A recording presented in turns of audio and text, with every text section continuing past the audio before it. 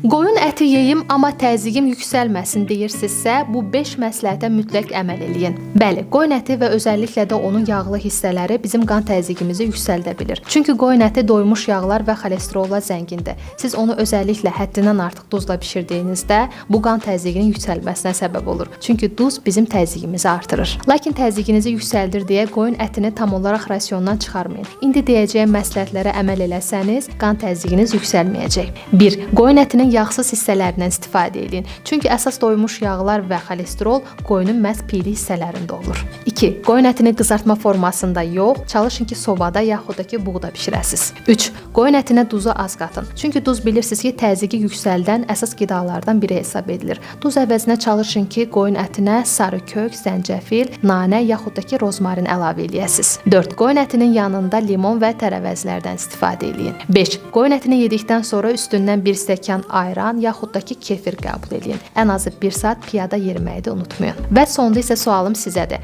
Qoyun əti sizə təzyiq problemi yaradırmı? Zəhmət olmasa şərh bölümündə fikirlərinizi yazın.